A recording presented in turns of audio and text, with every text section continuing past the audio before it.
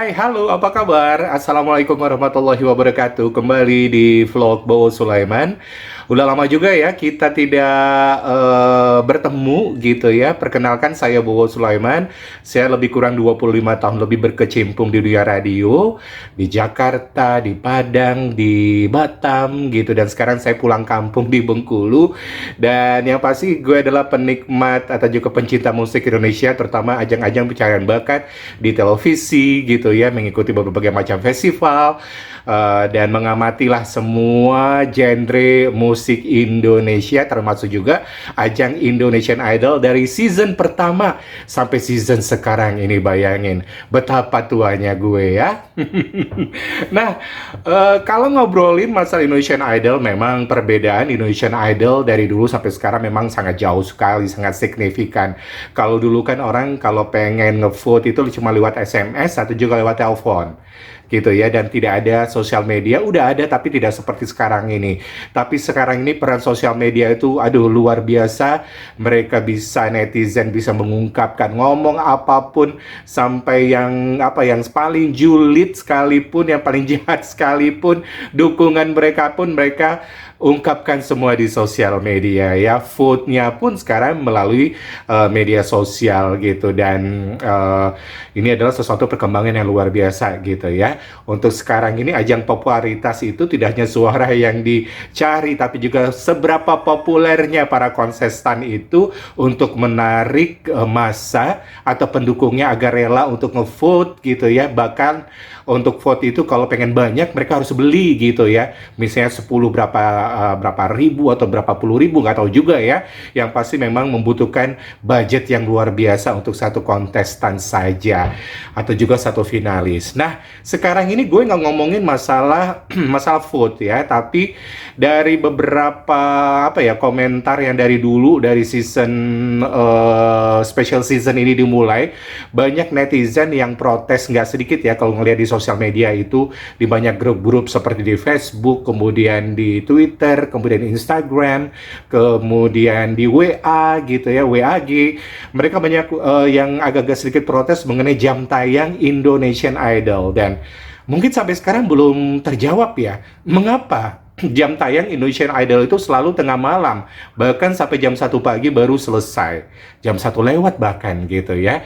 Dan mungkin belum ada terjawab secara resmi dari pihak RCTI-nya atau panitia penyelenggara, dan masih banyak lagi.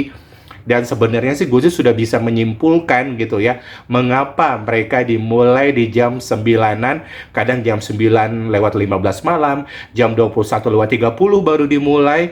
Ini berkaitan dengan iklan. Oke, sebelumnya gue pengen disclaimer dulu, ini adalah pendapat gue ya, karena gue pernah juga bekerja di dunia radio, dan gue mengerti masalah periklanan, jam mana yang prime time atau jam mahal, jam yang reguler, iklan-iklan yang mahal seperti apa, sedikit banyaknya gue tahu. Jadi kalau menurut pendapat gue, mengapa pihak dari RCTI itu menempatkan Indonesian Idol itu di tengah malam, karena ini berkaitan sama jam dengan iklan-iklan yang akan masuk di program tersebut. Nah, apalagi sebelum itu kan memang sudah kontrak dan sudah diplot bahwa sinetron itu harus diputar di jam segitu gitu ya, sebelum Indonesian Idol. Apalagi sinetronnya itu adalah sinetron yang ratingnya tinggi, penontonnya banyak, dan itu tidak bisa diganggu-gugat dan harus tetap di jam segitu. Nah, Indonesian Idol yang cuma seminggu sekali, mau nggak mau ya harus mengalah, dan harus setelah sinetron. Apalagi sinetron itu sudah ditunggu-tunggu oleh ibu-ibu atau semua penonton yang ada di seluruh Indonesia, dan iklan mereka pun banyak banget udah diplot di jam segitu dan nggak bisa diganggu-gugat lagi. Jadi memang mau nggak mau Indonesian Idol itu di jam 21 lewat lebih. Jadi ini akan terganggu untuk Indonesia bagian tengah dan Indonesia bagian timur. Bayangin aja, baru kelar baca vote aja siapa yang bottom 3, bottom 2 itu mungkin nanti bisa jam 3 pagi mereka baru selesai. Jam 3 pagi begadang, waduh mungkin banyak orang yang nggak sanggup. Tapi itulah kenyataannya bahwa industri televisi Indonesia seperti itu 100% bisa dibilang mengandalkan dari iklan. Dan bayangin aja, kalau gue melihat ya, iklan-iklan rokok itu baru mulai diputar jam setengah 10, dan kebayang satu slot atau satu spot iklan rokok itu keputar di acara Indonesian Idol itu bayarnya berapa. Apalagi kita tahu bahwa iklan-iklan rokok itu sekarang sudah tidak bisa lagi diputar di mana-mana, sudah diperkecil ruang gerak mereka gitu. Mereka harus diputar jam setengah 10 baru boleh gitu, atau jam 10 ke atas. Dan untuk berpromosi pun mereka tidak punya pilihan kecuali di televisi, dan itu harus nunggu jamnya. Dan itulah yang terjadi. Iklan rokok kalau kita lihat di Indonesian Idol, waduh itu bejibun. Mulai dari slot pertama sampai slot terakhir. Bahkan untuk penanda agar dari satu iklan rokok supaya nggak boleh kan, kalau kompetitor sama kompetitor, rokok sama rokok itu nggak boleh direndeng iklannya. Harus ada jeda satu, apakah itu commercial break lah atau apalah, baru kemudian iklan rokok berikutnya.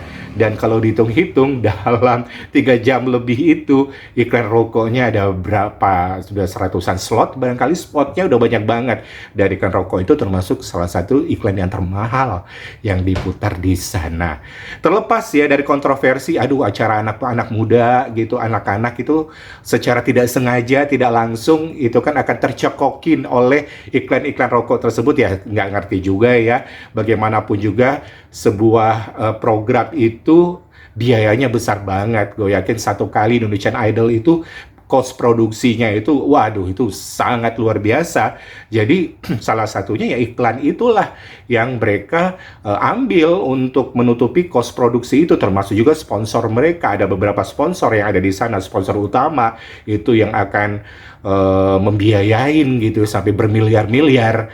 Dan inilah yang menjadi penyebabnya mengapa acara Indonesian Idol tuh menjadi mundur di jam-jam 9 malam lebih gitu. Salah satunya adalah berkaitan dengan slot iklan. Salah satunya itu tadi iklan komersialnya, iklan rokok yang memang itu adalah salah satu lahan gitu ya, pendapatan yang luar biasa untuk sebuah program, sebuah acara. Dan apalagi ini aja acara live, ditonton orang, ditunggu-tunggu orang, bahkan orang sampai jam 1, jam 2 pun gak jadi masalah gitu, apabila mereka memang ngefans banget sama salah satu idola mereka. Nah jadi inilah menjadi alasan. Jadi ya mau nggak mau penonton nggak bisa protes. Dalam artian, bayangin aja Indonesia bagian timur jam 3 pagi baru kelar acaranya. Indonesia bagian barat aja jam 1 baru kelar. Bagian tengah jam 2. Dan kan bedanya kan 1 jam selisihnya. Jadi mau nggak mau ya penonton harus menerima saja konsekuensi dari itu tadi. Dari jam tayangnya yang memang jam segitu dan nggak bisa dirubah-rubah lagi. Mau protes nggak bisa. Karena memang dari dulu kalau nggak salah Indonesian Idol memang selalu di jam-jam segitu. Pernah sih ada lebih awal sedikit gitu, namun sudah beberapa season berikutnya semuanya memang sudah di jam 9-an ke atas.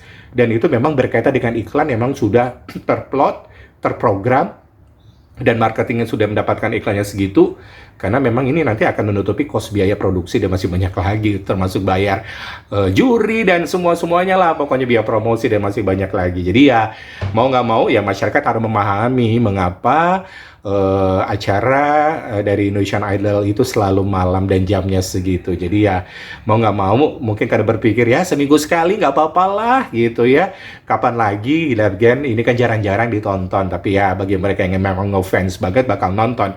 Kalau gue sih kadang gue sanggup sampai jam 1, kadang jam 12 sudah dimatiin, udah tidur, dan akhirnya bangun pagi ngelihat siapa sih yang tereliminasi, dan itu kalau gue gitu ya.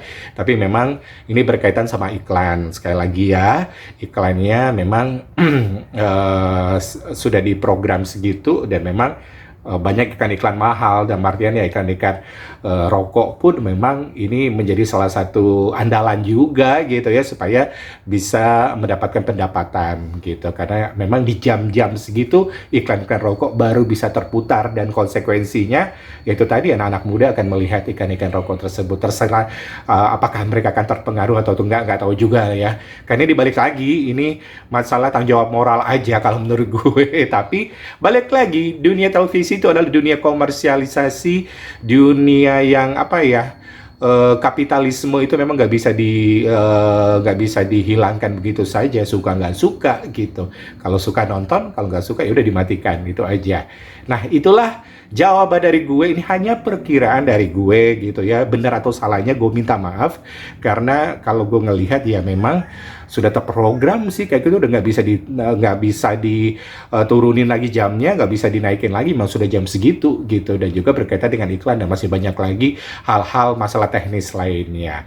Oke, semoga terjawab ya. Tapi ini opini gue sekali lagi ya, pendapat gue setelah gue melihat dari beberapa season lah dari Indonesian Idol ini, semuanya di jam-jam yang sama, antara jam 21 lewat gitu ya. Dan ini memang menimbulkan konsekuensi bagi mereka penonton Indonesia bagian tengah dan Indonesia bagian timur. Oke, terima kasih yang sudah menyaksikan vlog gue kali ini. Mohon maaf apabila ada salah-salah kata. Dan yang pasti dukung terus 3 finalis idolanya. Mudah-mudahan saja yang terbaik lah yang bisa menjadi juara di Indonesian Idol. Bowo Sulaiman pamit. Assalamualaikum warahmatullahi wabarakatuh. Bye-bye.